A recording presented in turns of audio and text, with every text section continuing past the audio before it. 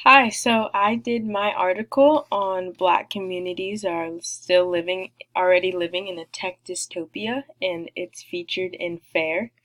The little subheader says Counterspin interview with Ruha Benjamin on racism and technology. So it's just Janie Jackson, who is the author, is interviewing Ruha Benjamin on an episode of Counterspin, and it was reformed into this article. This is Janie Jackson, and then it goes into the dystopia on how sensors are not as efficient on darker skin.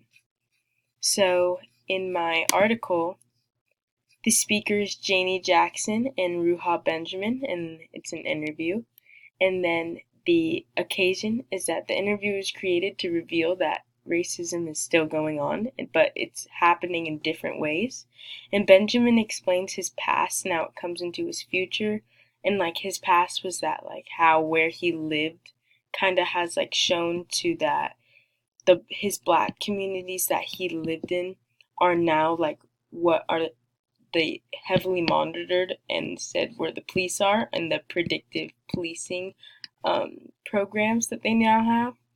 And the audience is anybody who can access the internet really and wants to read this article, and anybody is able to access this digitally. The purpose is that the speakers discussed this topic because they wanted to inform people that racism is still prevalent. They wanted to show that racism isn't just racial slurs and statements that make someone's feelings get hurt, but it also is objects that gives whites the upper hand and like glorifies them in technology.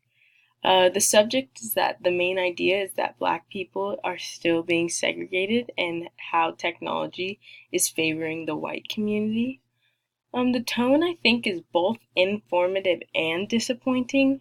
The two speakers want to inform everybody about the unfairness with the tech, so that's where the informative comes in. But they also seem disappointed because there's still like a separation with skin colors and equality hasn't been formed yet. So they just want more equality. And then my editorial summary is that the article displays information showing how African Americans are prejudiced by tech. The two talk about how racism shouldn't just be seen as slurs and hurt feelings, but also seen in a systematic way. And that way is like a bigger matter how one thing can affect the community, not just one individual. Soap dispensers installed in bathrooms can't detect darker skin, and fitness trackers are less reliable on darker skin, and they have a harder time actually monitoring their progress.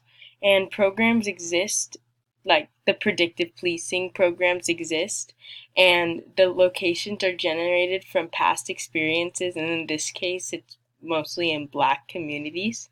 The new products are formed by the white race, and I acknowledge this and I give some understanding to like why some of the technology isn't completely suited to blacks, but if this product is being made for mass consumption, then the company shouldn't be responsible for they should be responsible for knowing how their tech works on the different colors of skin.